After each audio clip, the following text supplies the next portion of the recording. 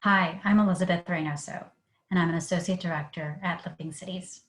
We were founded in 1991, and we're a collaborative of the world's largest foundations and financial institutions. We foster transformational relationships across sectors to connect those who are willing to do the hard work of closing racial income and wealth gaps. One sector we've worked with and believe has a unique role to play in disrupting inequities is the public sector. Over a nearly 3-year history, we've known that inequities exacerbate public health crises.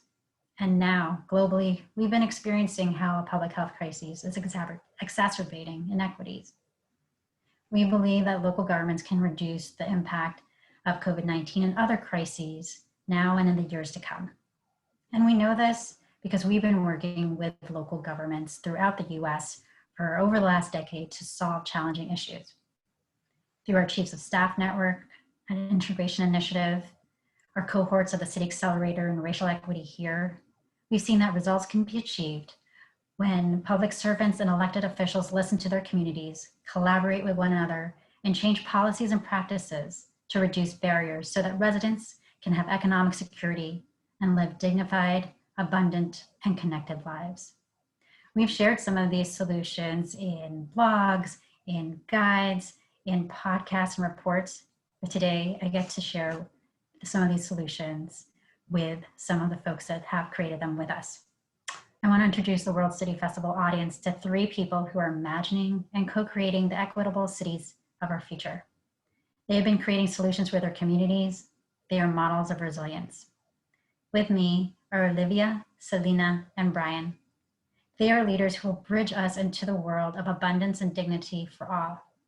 They and their colleagues have inspired the next evolution of a 10-year initiative the Living Cities is calling the Closing the Gaps Network. The network will unite public servants and leaders in cities across the US who are committed to imagining an anti-racist society and what it might look like. More on that network after you hear from Olivia, Celina, and Brian. Turning to you folks, I want to ask each of you to share with the audience who you are and answer these questions. What does closing racial income and wealth gaps in your community mean? And how are you using your role in local government to do this? Why don't we start with you, Olivia? And you can take yourself off mute. I'm muted. There we go. Hi, I'm Olivia Zepeda, and I am the Chief of Staff for the Office of Mayor Margot in El Paso, Texas.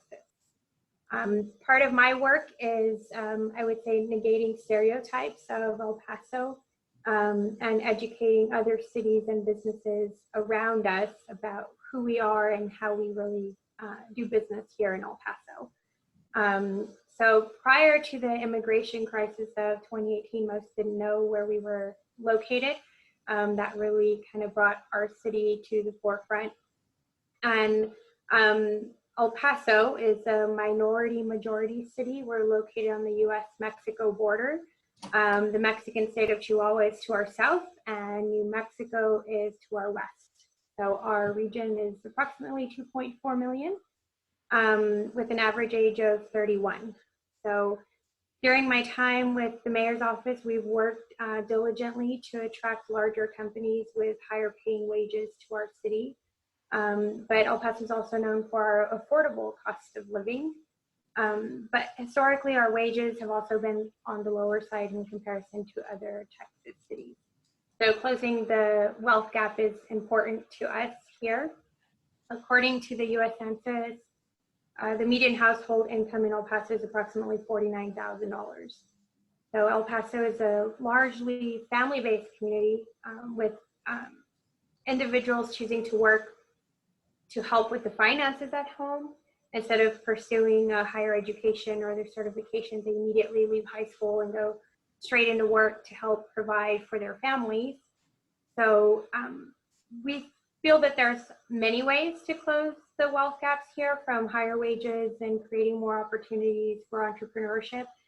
And a big focus for us here in El Paso is also higher education and certification. So the city currently partners with a program called Project Arriba, and their mission is to provide opportunities for people to succeed by investing in human capital, and in order to create and develop and secure the workforce in the region. So for us here, the big focus, like I said, is education, and how education, closing that gap in education leads to closing the wealth gap in El Paso as well. So they go hand in hand. It's not exclusively one or the other. It's the way we see it and we're approaching it. So, and by education, it's not specific to necessarily a degree, but any kind of certification that can help individuals with the confidence to pursue a job that pays more, could help close the wealth gap as well. So ours is, I think it's a little bit different from maybe some of the other cities on here today, but that's for El Paso. Thanks, Olivia. Celina? Hi, everyone. I'm Celina Barrios Millner. I'm the Director of Equity and Inclusion for the City of Boston's Office of Economic Development. For me personally, as a Venezuelan Latina immigrant and a mother of two beautiful brown babies, closing the wealth gap is about everyone having the same opportunity and the same outcomes, regardless of your race, your socioeconomic background, or where you happen to be born. And so in Boston, that's really important because we've had a very strong economy for many years now. Some of the lowest unemployment rates in the country, really competitive biotech and life sciences sector and high-tech sector, as well as, seemingly a university on every corner. And when the COVID-19 pandemic hit us, it just revealed just how fragile even such a strong economy can be when it's on the backs of folks that have much different outcomes than when you average everyone together. And so for us, it's really important to use a racial equity lens when we look at all of our policy, but particularly our economic policies. And it was clear from the beginning that the most impacted businesses and economies were also the most impacted health-wise by the pandemic. And so we saw, a lot of our essential workers, who are majority people of color, a lot of our small businesses, a lot of folks employed by these large institutions were sidelined during the pandemic. And as a result, our unemployment rate has flipped, right? And now we're among the highest because we depend so much on industries that were completely affected. And so I think it just shows, and Mayor Walsh has known this from the beginning, that our resilience depends on all of us having the resources to weather, whether it's an economic crisis, a health crisis, or a natural disaster. And we've known for many years and have been working diligently to make sure that people of color and low-income people and immigrants aren't disproportionately affected, but that's still our reality. And so for us to be our strongest self, everyone has to share in, again, not just accessing opportunity, but having the same economic outcomes, the same educational outcomes. And so that's really what we try to do in our office, is to make sure that we're looking at everything through that racial equity lens. Thanks, Lena. Ryan, thank you for joining us. Good afternoon, and thank you for inviting me, Elizabeth. And my name is Brian Smith, and I am the Performance and Innovation Director for the City of Minneapolis. What does closing gaps, racial equity gaps, look like in the city of Minneapolis? Most days it looks like an overwhelming task, given that in every sort of measurable lifestyle indicator, Black, Brown, and Native people in Minneapolis are not doing so well. And not doing so well is a nice way to put it. especially since we always end up top 3 in the nation for disparities and all those quality of life indicators. And so living in an environment like that, especially in a city like Minneapolis, where it's voted almost always one of the top cities to live in. So how it seems sort of like an oxymoron to be able to say that, but then everybody who is not white in our city for the most part have these extreme difficulties in every aspect of life that you can think of that determines the quality, whether it's education, economics, health, etc. So I feel like our work is like a tall order every day. And being in the city where we get to measure the performance and set the metrics of those that performance for all the departments, we get a bird's eye view, and we also get a chance to be quite in the business of every department and how they impact, how public works impacts the quality of life of everybody in the city, and folks of color in particular, how planning and economic development does it, how regulatory services does it. All these departments have a significant impact on the quality of people's lives. And so we get a chance, like Celina said, to look at all of these things and solve for problems while always keeping a racial equity lens, a focus of almost everything we do, because in some instances, it may not be a disparity or disparate treatment, but in most cases there are. And so we keep that focus. And we try to build those into performance measures for departments. And then on the innovation side of what we do, when we solve for problems, we use the same approach and make sure that anything that we create, any policy or practice or budget changes that we do in the city, that those things have residents of our city at the center of it, especially those who have been marginalized and left out historically. And so we never, in doing our work, will say that we want buy-in from community. We never get buy-in because we're not selling anything. What we do is we co-create everything that we do in the city, whether it's an internal city policy because that impacts the residents of the city, or whether it's some external service or a service that's more transactional, that we have residents at the table to make sure that they build what they know is best for them too. So fortunately, I see this, I get a chance to see residents all the time as a client of mine, and sometimes city departments as well, because we want to make things better for them too and how they deliver their services. But this whole idea of this racial equity gap, I think the cities really don't, I'm not going to let anybody off the hook. Let me not tell that lie. Cities have so many ways that they can affect the lives of people. And from how much money we spend with people, from the regulations that we put on businesses. And I'm not one of those guys who's saying like, let go of all regulations, but I'm saying there's red tape and all the hoops that we make people jump through unnecessarily without understanding people's circumstance.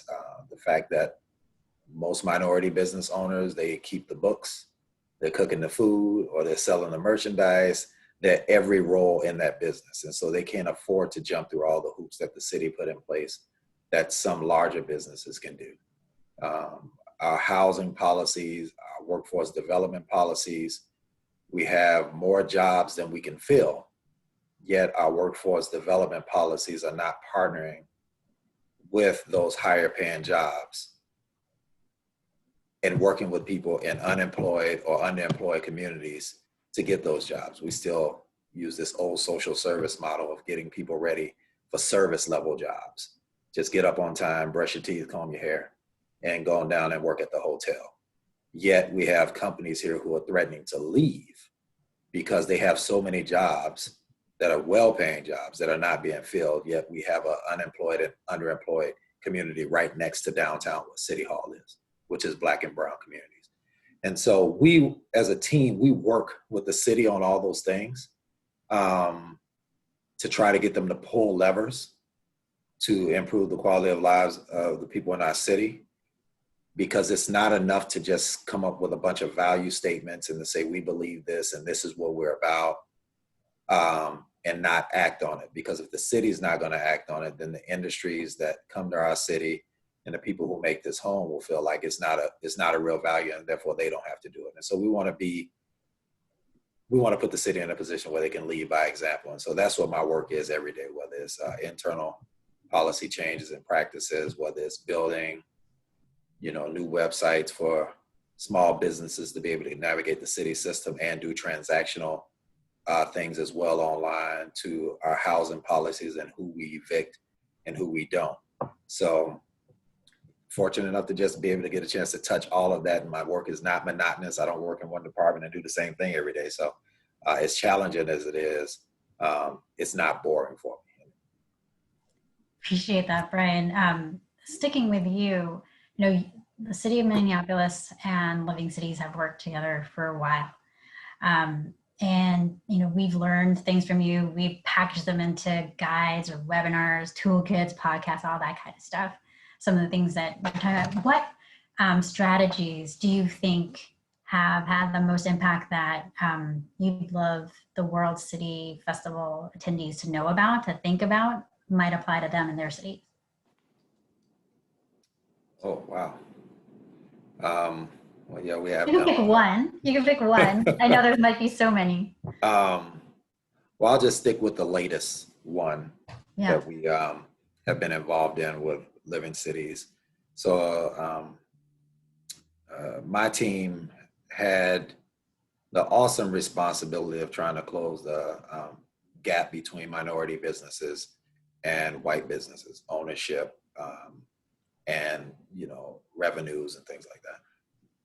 And it landed with two things. I mean, it was four things. It was neighborhood conditions that we had to address, affordable commercial space, city process, and also the king of all of them, access to capital. And we were able to have quite a bit of success over this 2 years of doing this work, maybe about a year and a half of doing this work, with getting people to change the RFP process to make affordable commercial space more available to entrepreneurs of color. Neighborhood conditions, it's easy to put in new benching and new lights and stuff like that and make sure you clean up the street. City process, we built the website so that everybody could, go through that process online. It's not so cumbersome. And on the back end, build in the transaction portion when you need to pay for, your fees. But the thing that the city was extremely reluctant to do was change their policies around who got access to capital from the city. And so we had a 2% loan program that was supposedly in the city to meet that need.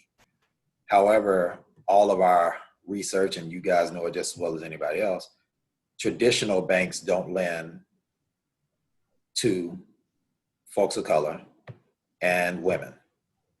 But the prerequisite for our 2% loan was that you had to be qualified with a traditional lender first in order to access the 2% loan match. So we couldn't get the city to change that policy. Don't want to go into why.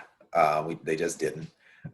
So what we did, and talking about the work that we were doing, Living Cities just happened to be at a conference when I was presenting about it.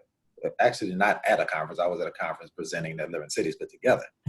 And then I kind of got cursed out a little bit by some of the senior leadership at Living Cities. Like, why didn't you let us know about this? Like, I don't work for you guys. I mean, I do a lot of stuff. We do a lot of stuff.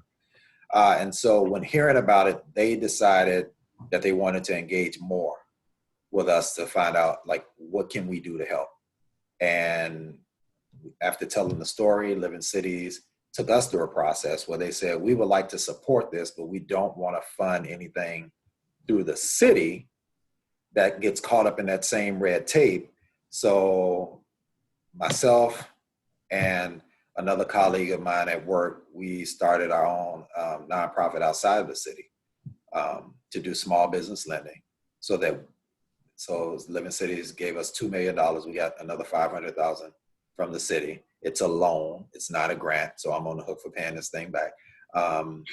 And what we did was we knew a lot of people who were in the pipeline. And so what we started to do in trying to close this gap was like, we know all these people in the pipeline. We know they have this gap in financing to be able to do what they need to do. They can't access the 2% loan because they can't get the traditional lender. So we'll become that traditional lender of sorts to help these people who we know are in the pipeline so that they can then be eligible for the 2% loan. And also we can be a part of the other capital stack with them in the bank and the 2% loan from the city. And so we're looking at closing our first loan of $250,000 in the next couple of weeks to help a woman of color who's opening up affordable housing and a shelter connected to each other. So there'll be social services along with affordable housing and transitional housing,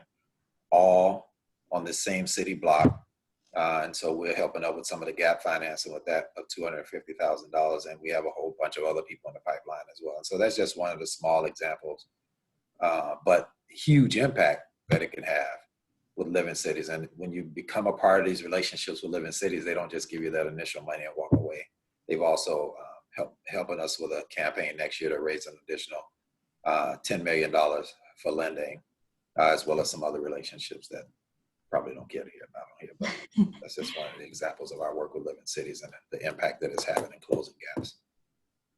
Wow, Brian, thank you sharing that. You know, the creativity also of like, how do you get around the red tape is really out of the box, different. But then how you also are using city funds to support that, to grow that fund is really interesting. I think people will want to hear more about that and learn more about that. We leveraged money from the city. It's kind of like yes. That's another word for forced, but anyway, either way we got it. So I'm happy about that. Thanks, Brian. Olivia, you are part of the City of El Paso has been part of the City Accelerator and has been focused on two things, creating an ecosystem that supports entrepreneurs of color as well as inclusive procurement. Can you share anything that you think that World City Festival folks should know about that could apply to their cities too? Yes, of course. So the City Accelerator helped us. We're aimed at local small businesses and small business owners and connecting them to the resources that they need. So City Accelerator really helped kind of shape the role of that we have as a city in the business community, as far as being a collaborator and more of a portal to helping folks, I guess, somewhat address that red tape, right? Or that also, I would say also some of it could be an intimidation on having to go to the city to get certain things, you know.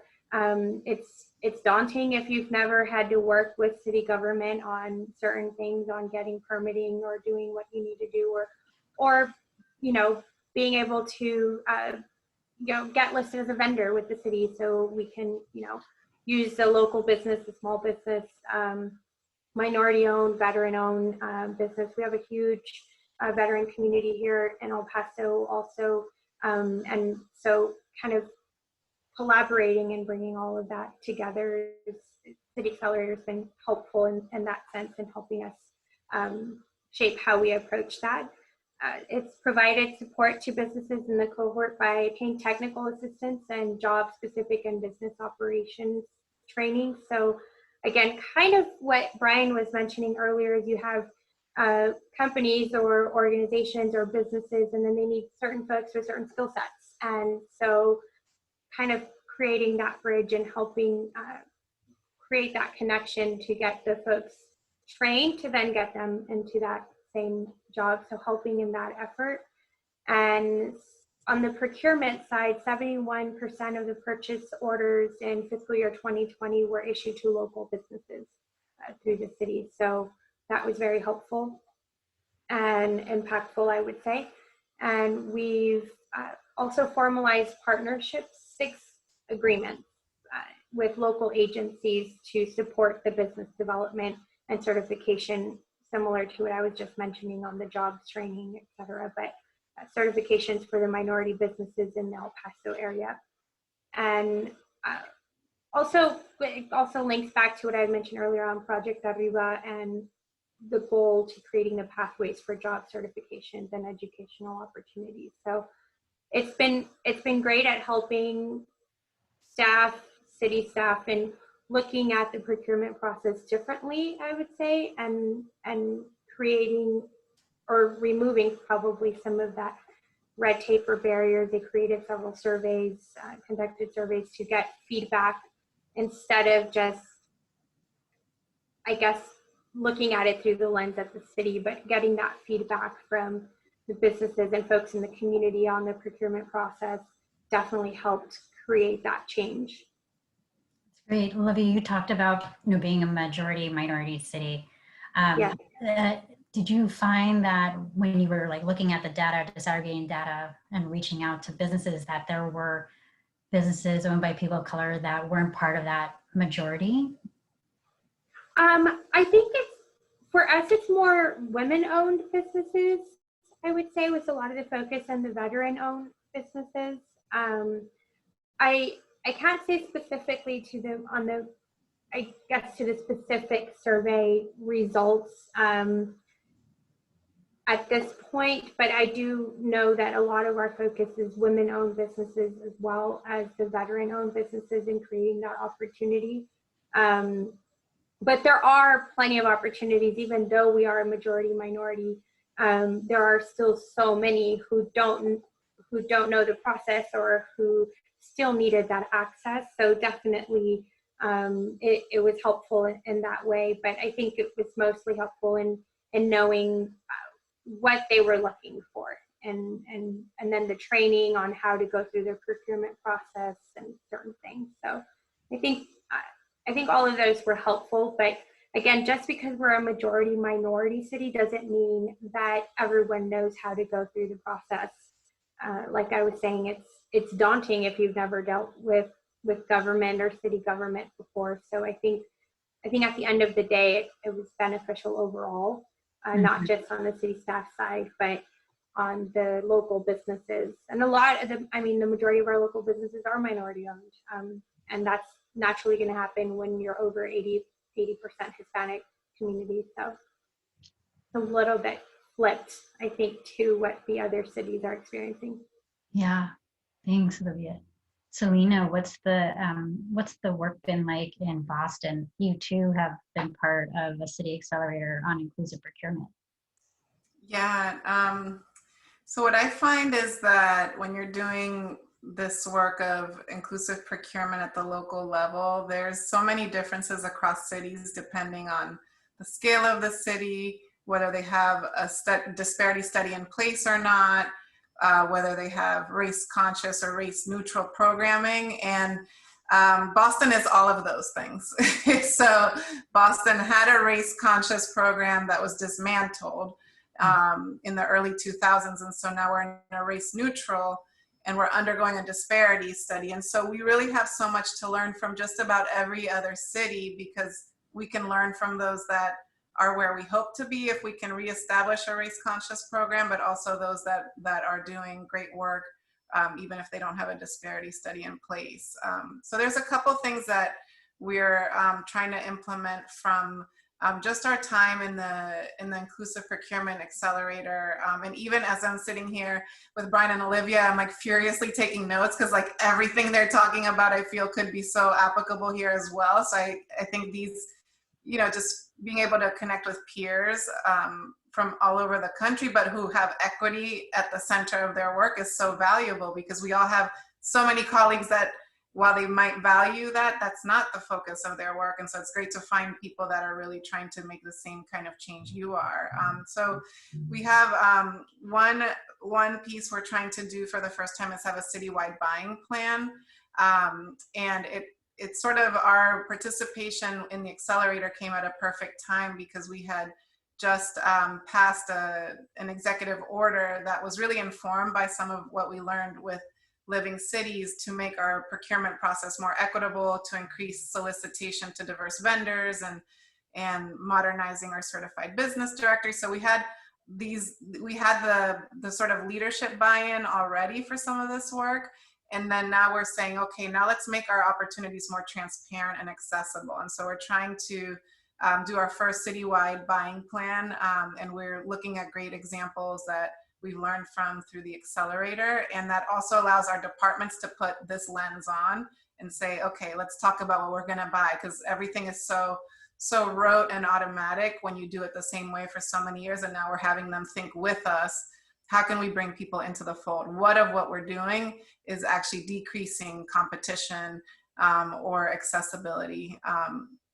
And the other piece that we're looking to do is really to better understand what's happening at the subcontracting level. We think that, you know, we want to definitely dispel the myth that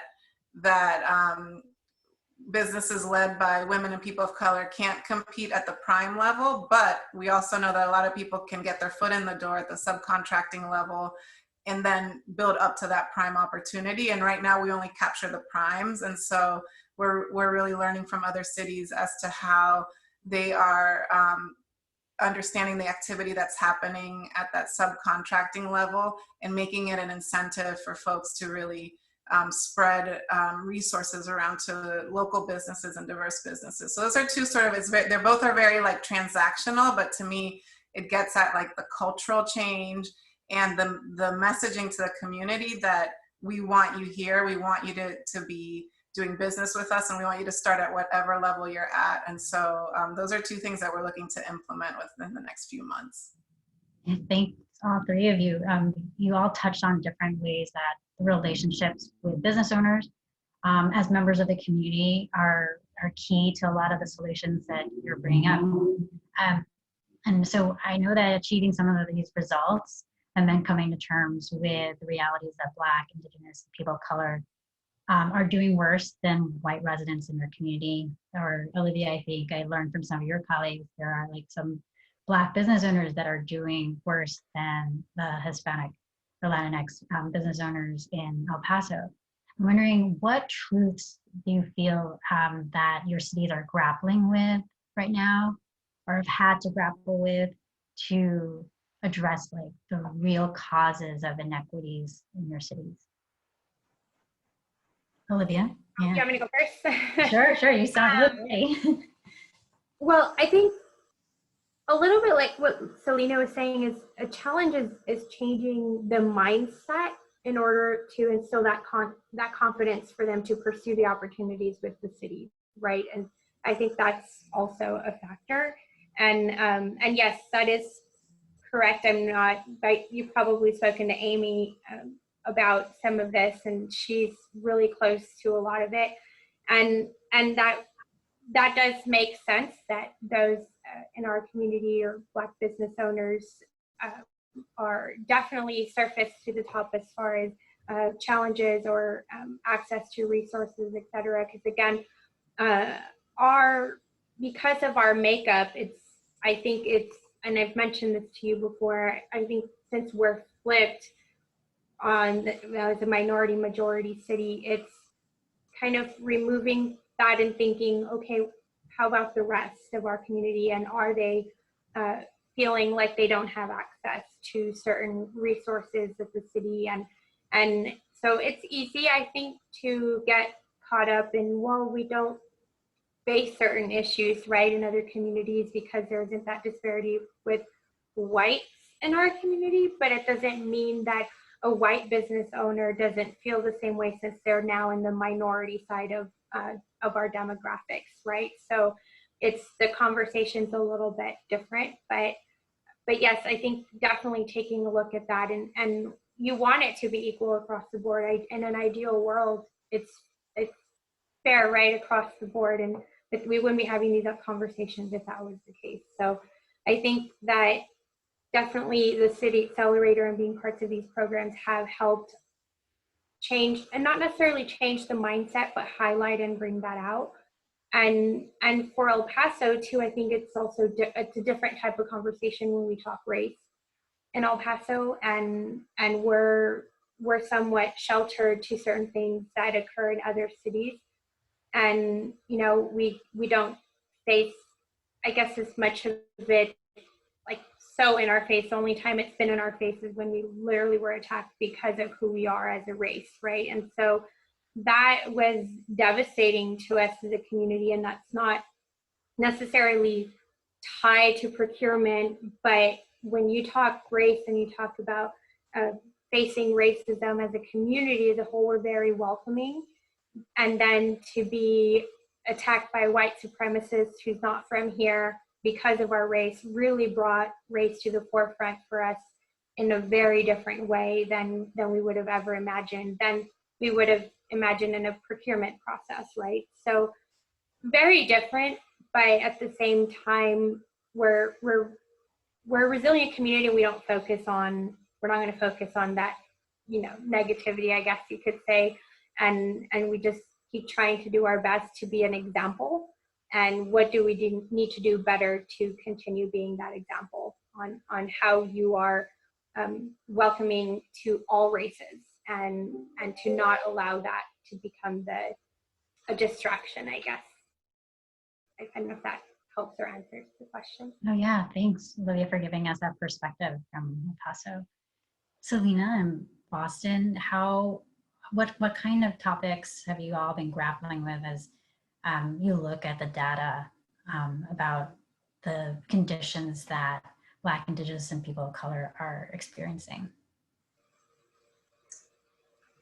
You know, I think that, and it's a little bit what we were speaking about in the beginning, but I think that we really are like two different cities when you break it down by especially Black outcomes versus white. And we tend to have neighborhoods that are somewhat segregated. So for any map, you can literally pick like any issue and you know which issue is going to be the darkest, which, you know, like the most impacted or the least impacted in terms of infant mortality, educational outcome, you know, any issue you name it, you can put that same map up, and it's the same map we were looking at for COVID impact. And so I think that when we really look at Black Lives Matter, it's like if we center our work on Black experience and Black outcomes, it really benefits the whole city because, you know, we are a majority minority city, and I think there's a lot of solidarity amongst the different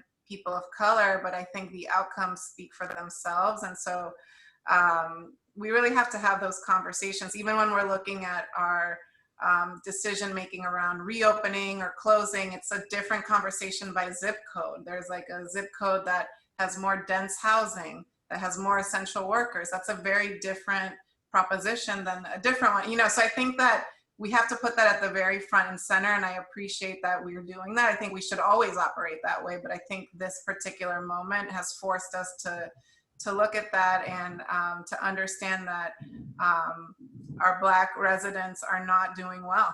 They're not doing well. They weren't doing well before the pandemic. And they're not, you know, for such a city, like I grew up in Cincinnati, Ohio. I'm from Venezuela, which has been referred to as a developing country, third world. And when I came to Boston, I was like, the embarrassment of riches, right? Just like the amount of resources here. There is no excuse for anyone to not be absolutely thriving, to be, you know, employed, growing in their career, their business. And so we are really putting that front and center right now, and we have amazing advocates that hold our feet to the fire and that say we don't want to go back to pre-COVID because we weren't doing well then. And so, you know, I don't know that we're doing anything that differently, but I think we are leading with race as a public health emergency and an economic emergency as well. So, you know, the unemployment figures speak for themselves. So we really need to we need to shore up all of our residents and neighborhoods to really thrive as a city again. I want to add a little bit to what Celina was saying. And our demographics, I mean, right now, currently, as we stand today, we have a major surge of COVID in our community. I mean, the numbers are just skyrocketing, our hospitalizations, but the demographics and the Hispanic community, we are prone to so many of the underlying conditions that it's made it very, very challenging.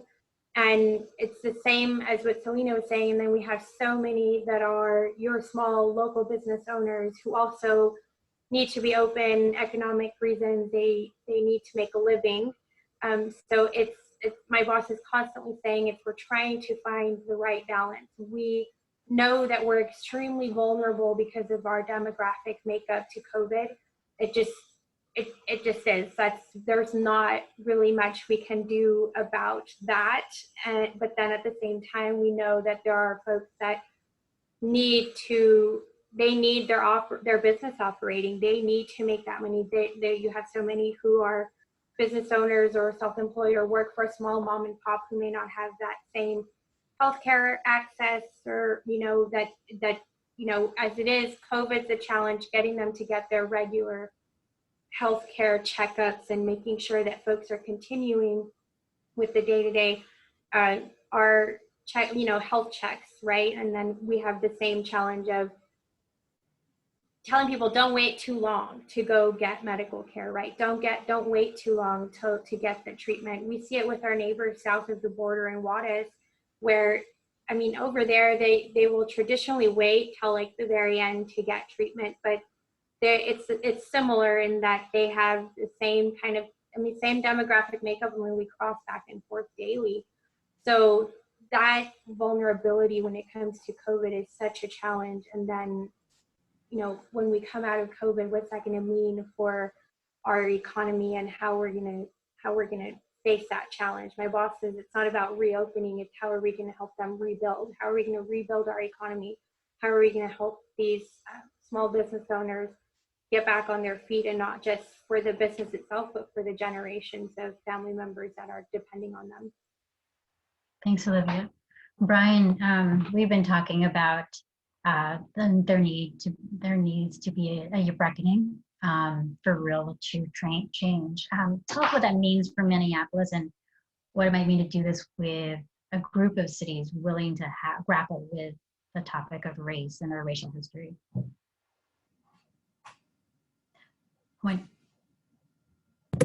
Sorry. A reckoning. This is a conversation that I have with family and friends, staff, and some coworkers. I wouldn't dare talk about it with some of them because I wouldn't want to waste my time. But the reckoning is here. This has been hundreds of years in the making, and the inequality, along with the outright disregard for people of color's lives by law enforcement, by school systems, by the public sector, by the private sector, nonprofit, you name it. The lack of value for the lives of Black, Brown, and Indigenous people.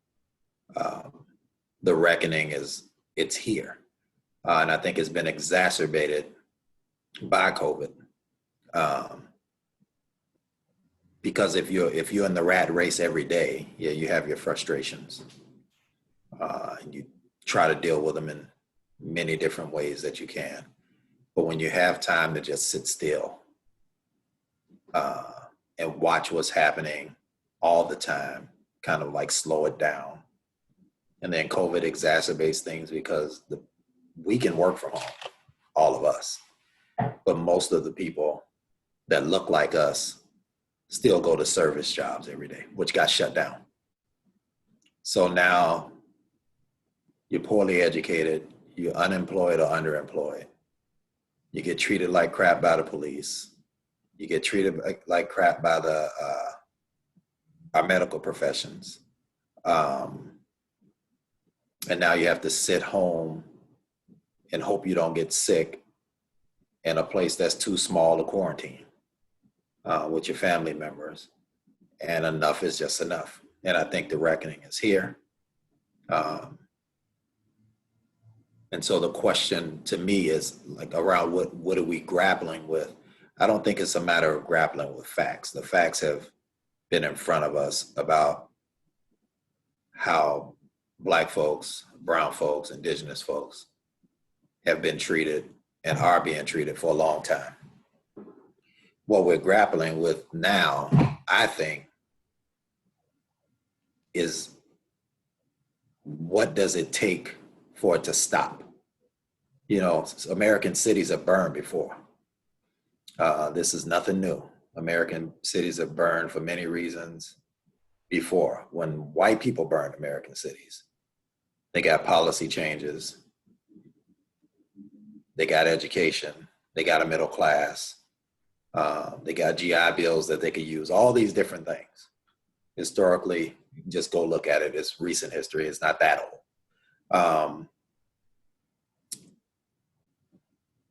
But that same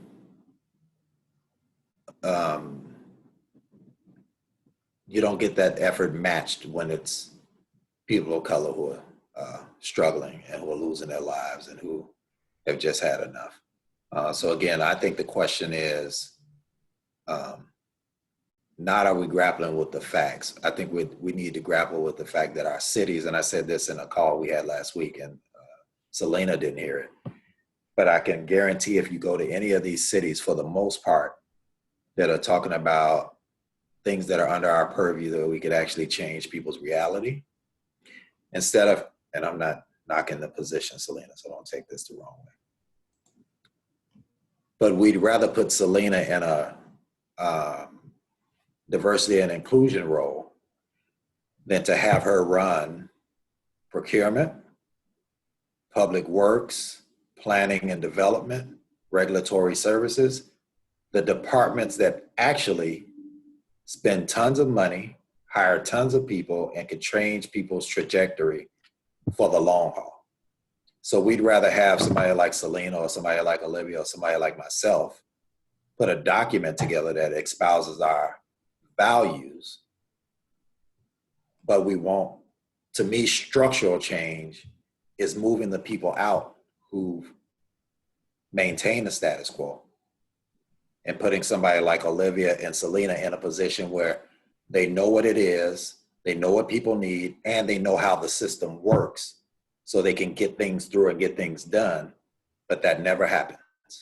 We get these chief recommender positions where they give us a fancy title and some money, and then we put a document in front of people, and then they can choose to implement it or not. And in most cases, they're looking at a way to give us very little or maintain the status quo. And so to me, that's what we're grappling with. We're grappling with, do you really want a solution to this? Do you really want to solve it? Because if you really want to solve it, you can look at the people right here and put us in positions of real authority. And we can make things happen overnight that some people seem to grapple with because they're not grappling with it. They just have a huge fear of losing the advantage that they've always maintained. And so I don't think there's a lot outside of that we're grappling with. I say this to my city council, just like I said to y'all. So it's not like they're going to see something that they're going to be shocked by. But to me, that's what we grapple with. Like, if you really want to do something about this, put people who know what to do in the positions to make the calls, who have the relationships with the people who need the help. And like Celina said earlier, when you solve for the worst, you solve for everybody. But our jurisdictions, for the most part across this country, even in this term that y'all keep saying, we'll talk about it offline too, majority, minority, oh my God, it kills me. But anyway, even those jurisdictions, if you look at where the power lies, it's typically not with the people, even in a majority minority community. The economic power usually doesn't even lie with that minority group. And so, but I just challenge anybody to go around all these cities where these problems exist, and you'll find that they just put maybe one or two folks of color in positions of authority who are go along to get along folks who just want to tell us to just keep biding your time. They're not abolitionists, they're gradualists who think we can wait another 300 years to get, a biscuit at a time. But that's what I think we grapple with. I really think that's what we grapple with. And like, make the change. That's structural change, not just moving all these other little pieces. Structural change is moving these status quo leaders out of the way and putting people in who you know can do it. But I think politicians don't do it because they really don't want that solution that'll come from it. Brian, thank you for that last word. And that's exactly why I'm talking to the three of you. And I'm thrilled that I could share a little bit of our conversation with the rest of the world through this festival. Because what you're talking about, Brian, is what we're hoping to do with the Closing the Gaps Network. We believe that to solve the most pressing problems of the century, those who are working to make change through local government must name and consider race as a root cause of income and wealth disparities. And I'm proud that we're going to be able to unite leaders like the three of you from cities across the country who are committed to imagining what an anti-racist society might look like. I'll leave up a slide with contact information from all of us and for folks to know about some of the solutions that you've shared with us. So thank you so much for your time. Thank you for your leadership. And I will be asking you to give me like a tweet that I can put out to talk about like what you imagine the future looks like for your cities when racial income wealth gaps are closed. Thank you.